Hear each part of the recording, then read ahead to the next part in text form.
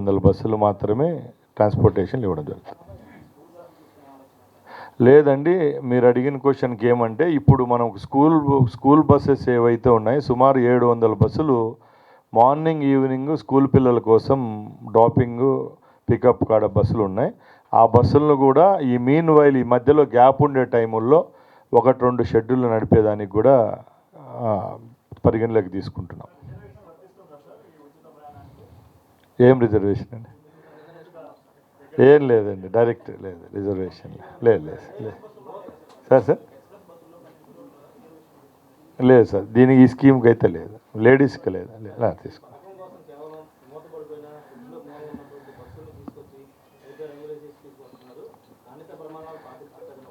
Sir, మేము ఒకటే చెప్తున్నామండి, ఉచిత బస్సు ప్రయాణం అనేది ఈ స్కీమ్ అనేది ఒక 1500-1000 బస్సులకో పెట్టింటే ప్రతిపక్షాలు వాళ్ళు చెప్పింది కూడా నిజం అనుకోవచ్చు. ఆర్టీసీలో ఈ కేటగిరీలకి ఈ కోవకి చెందిన బస్సులన్నింటినీ మేము ఇస్తామని చెప్పినప్పుడు ఆ క్వశ్చన్ ఎక్కడ రైజ్ అవుతుంది సార్? ఒకవేళ పడి 100 బస్సులో 150 బస్సులో షెడ్లో ఉండే దానికి పెయింట్లు వేసి మేము తెచ్చేయంటే అది మీరు అడగచ్చు, అంటే వాళ్ళు కూడా మా మీద విమర్శించవచ్చు. కానీ టోటల్గా ఈ 5 సెగ్మెంట్లలో ఈ కేటగిరీల్లో బస్సులు అన్ని దాంట్లో ఇస్తామన్నప్పుడు ఇంకా మళ్ళీ దాంట్లో ఆ క్వశ్చన్ ఎక్కడి నుంచి వస్తుంది?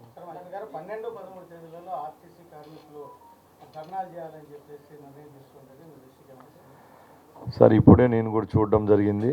ముఖ్యంగా గత ప్రభుత్వం అవలంబించిన విధానాల వల్లే ఈ రోజుటికి ఆర్టీసీలో అడపాదడపా ఇలాంటి సమస్యలు లేవనెత్తుతున్నాయి.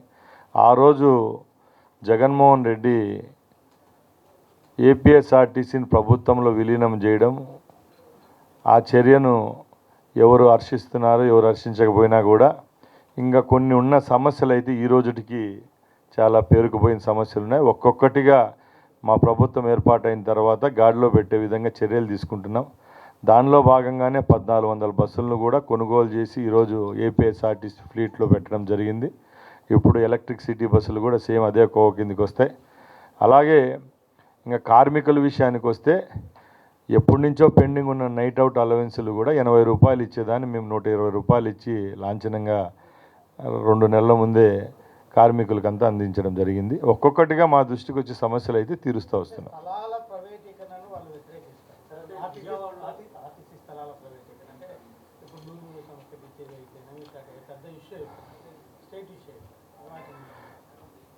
ముఖ్యంగా ఏ రాష్ట్రమైనా ఏ ప్రాంతమైనా అభివృద్ధి చెందాలంటే పెట్టుబడులు రావాలండి.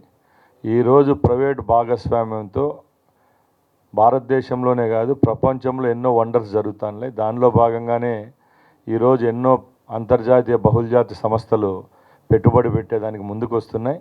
అది కేవలం ఆర్టీసీ స్థలాలే కాదు, ప్రభుత్వానికి సంబంధించిన ఎన్నో స్థలాలను ఒక న్యాయబద్ధంగా ప్రభుత్వం ఇస్తూ ఉందే తప్పక ఎక్కడ గత ప్రభుత్వం లాగా రాజకీయంగా లేకపోతే వాళ్ళ అనుయాయులకో బంధువులకో ఎక్కడ దారాదత్తం చేసిన పరిస్థితి అయితే ఈ రాష్ట్రంలో ఎక్కడ జరగడం లేదు.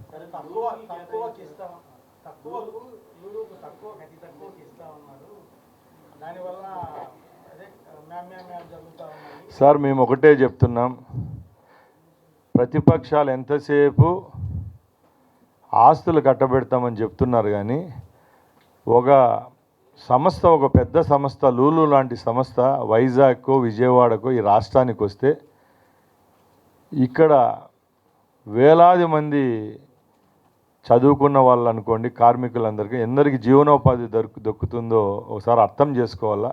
గతంలో కూడా అధికారంలో ఉన్నప్పుడు ఇదే మాటలు మాట్లాడి ఎన్నో బహుళజాతి సంస్థలన్నీ రాష్ట్రంలో నుంచి తరిమేసిన పాపం మూట కట్టుకున్నారు. మరొక్కసారి ఈసారి కూడా ప్రతిపక్షంలో ఉండి ఇలాంటి నెపాలు వేయడం చాలా తప్పు.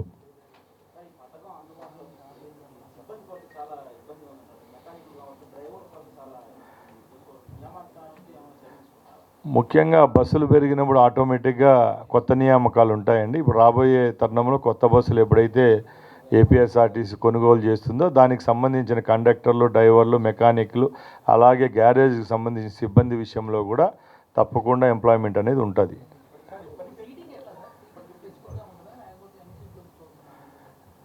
అంటే ఒకటండి, ఇప్పుడు మేమైతే ఏదైతే ఈ 5 కేటగిరీలో చెప్పామో ఈ 5 కేటగిరీలలో స్త్రీ పురుషులకు ఇద్దరికీ సంబంధించి ట్రావెల్ అనేది ఉంటుంది. ముఖ్యంగా ముందు ఆక్యుపెన్సీ రేట్ అనేది పురుషులకు 65 నుంచి 65 ఉండేది, మహిళలకు 35 ఉండేది. ఇప్పుడు ఈ కర్ణాటక అలాగే తెలంగాణ రాష్ట్రాల్లో మేము జరిపిన అధ్యయనం ప్రకారం ఇది ఆల్టర్ అయ్యి మహిళలది 65%, జెంట్స్ది 35%గా వస్తుంది. కాబట్టి తప్పకుండా ఏ విధమైన సమస్యలు లేకుండా శాంతి భద్రతల విషయంలో కానీ అక్కడ లోపల ఏ విధమైన సెక్యూరిటీకి సంబంధించి చర్యలు తీసుకోవాలో అన్నిటికీ ఇప్పుడు హోమ్ మినిస్టర్ గారితో కూడిన మీటింగ్ కూడా చెప్పడం జరిగింది. రేపు దానికి సంబంధించిన ఏ విధమైన బాడీ ఓన్డ్ కెమెరాస్ అయితేనేమి లోపల సీసీ కెమెరాలు ఫిట్టింగ్ విషయంలో కూడా ముఖ్యమంత్రి గారి దగ్గర తీసుకొని పోయి ఈ కేటగిరీ బస్సులు అన్ని దానికి ఫిట్ చేసేదానికి కూడా ముందుకెళ్తాం.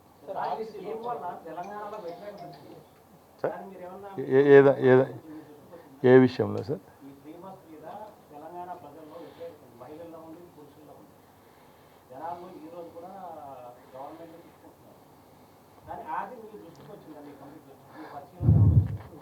ముఖ్యంగా ఏ కార్యక్రమాన్నైనా ఇంప్లిమెంట్ చేసేటప్పుడు కొన్ని మంచి చెడ్డలు ఉంటాయండి. ముఖ్యంగా ఆ రోజు మేము సూపర్ 6 పథకాల్లో ఇది ఒకటి ఇంక్లూడ్ చేయడం, ఏదైతే ఫ్రీ బస్ చేశామో ఆ రోజుటికే మా ముఖ్యమంత్రి గారికి దీని మీద ఒక అవగాహనతో ఈ పథకం ఇస్తామని చెప్పడం జరిగింది. మిగతా రాష్ట్రాల్లో మేము పర్యటించినప్పుడు కూడా మిశ్రమ స్పందన అనేది ఉంది. ముఖ్యంగా ఈ స్కీమ్ను మా ముఖ్యమంత్రి గారు ఈ రాష్ట్రంలో ఎందుకు ప్రవేశపెడుతున్నారంటే చాలామంది స్టూడెంట్స్ ఎవరైతే ఉంటారో వాళ్ళకు బెనిఫిషరీస్ ఉంటారు. 10,000 12,000 జీతాలతో నెలకు 1,200 1,500 పాస్ తీసుకొని ప్రయాణించే సోదరిమణులు వాళ్ళకి ఇది బెనిఫిట్ ఉంటుంది.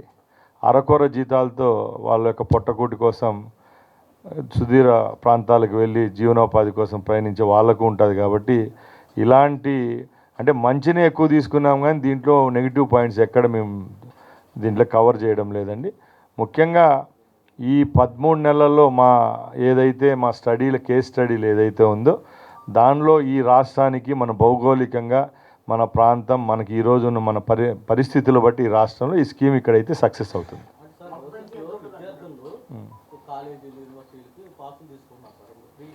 ఇంకేం లేదండి, టోటల్ పుట్టిన బిడ్డ నుంచి మహిళలు అనే వాళ్ళకు ట్రాన్స్జెండర్స్ అందరికీ ఈ స్కీమ్ ఉచితంగా ఇస్తున్నాం.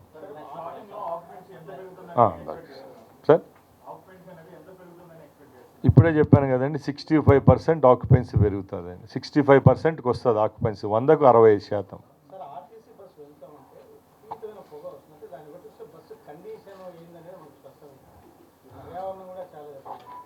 సార్ ముఖ్యంగా మా ప్రభుత్వం ఏర్పడే 13 నెలలు అయింది. గత ప్రభుత్వాల్లో కొన్ని చర్యలు ఏవైతే అసంబద్ధంగా తీసుకున్నారో కేవలం ఆర్టీసీ ఆస్తులు దోచుకోవడం, ఆర్టీసీ యొక్క స్థలాలను వేరే వాళ్ళకు బంధువులకు పార్టీ వాళ్ళకు కట్టబెట్టడం తప్పక ఎప్పుడూ ఆర్టీసీ బస్సుల గురించో లేకపోతే ఆర్టీసీ బస్టాండ్ల గురించో పట్టించుకునే పాపాను పోలేదు.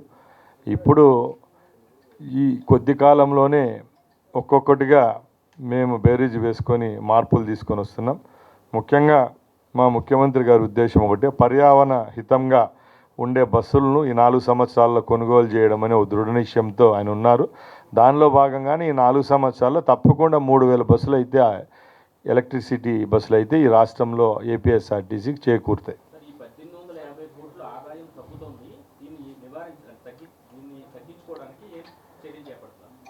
ముఖ్యంగా ఏపీఎస్ఆర్టీసీకి కేవలం టికెట్ కలెక్షన్లే కాదండి, ఏపీఎస్ఆర్టీసీకి ఈ రోజుకి కూడా కార్గోలో 220 కోట్లు ఒక సంవత్సరానికి ఆదాయం ఉంది.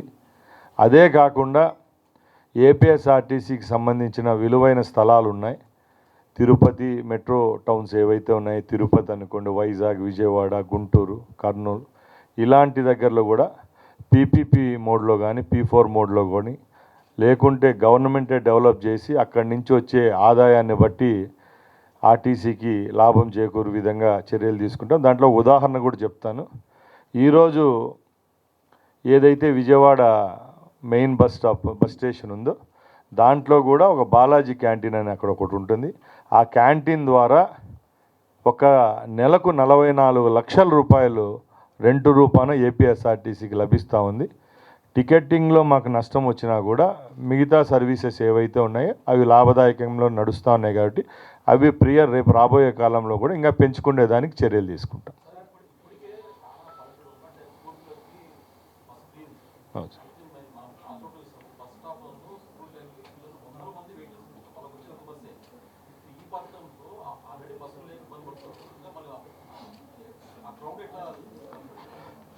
తప్పకుండా సార్, ఇప్పుడు మీరు చెప్పినట్టు ఒక బస్సులు కొనుగోలు అనేది అది ఒక రోజులో అయ్యే పని కాదు. కారు కొనేది వేరే, బస్సు కొనేది వేరే.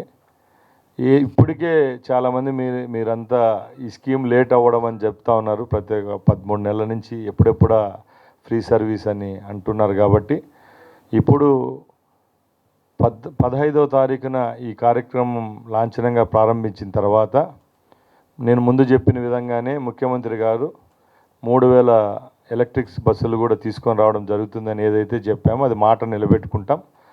అవి కూడా పల్లె వెలుగు బస్సుల్లో ఏదైతే ఈ కేటగిరీలో ఉన్నాయో ఎక్కువ మన రాష్ట్రంలో ఎక్కువ గ్రామసీమల్లో నడిచే బస్సులు పల్లె వెలుగు బస్సులే కాబట్టి అక్కడ కూడా ఏసీ సౌకర్యంతో ఎలక్ట్రిక్ బస్సులు నడుపుదామని ఒక దృఢ నిశ్చయంతో ముఖ్యమంత్రి కూడా ఆదేశించడం జరిగింది. కాబట్టి తప్పకుండా అతి త్వరలోనే ఈ యొక్క సమస్యను అధిగమిస్తాం.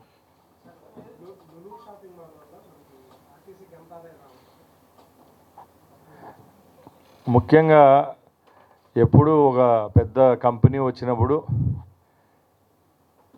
ఒకే పారామీటర్స్ చూడము. అక్కడ వచ్చే రెంట్ను ఎంతసేపు పరిగణలోకి తీసుకోకుండా రెంటు ఒక పక్కల అయితే అక్కడ ఎంప్లాయ్మెంట్ ఎంత, ఆ సంస్థ అక్కడికి రావడం వల్ల ఆ ప్రాంతం యొక్క అభివృద్ధి, అక్కడ ఏవైతే సంస్థలు స్థాపిస్తారో మాల్స్లో ఏమైతే సేల్ అయిన వస్తువులపైన రాష్ట్రానికి సంబంధించిన ట్యాక్సులు, ఈ అన్ని విషయాల మీద ఆదాయం చేకూరుతుంటుంది. కాబట్టి తప్పకుండా ఇలాంటి బహుళజాతి సంస్థలు లూలు అనుకోండి, రేపు మెట్రో మార్ట్స్ చాలా ఈ రాష్ట్రంలో పెట్టుబడి పెట్టేదానికి సిద్ధంగా ఉన్నాయి. కాబట్టి ఈ అన్నిటినీ మేము స్వాగతిస్తున్నాం. అవును సార్, నెలకండి. కాదు సార్, అది యాక్చువల్గా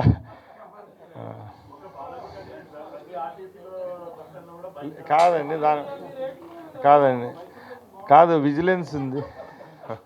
మీకు విజిలెన్స్ ఉంది, మీరు ఇవ్వండి, ఇప్పుడే ఇవ్వండి.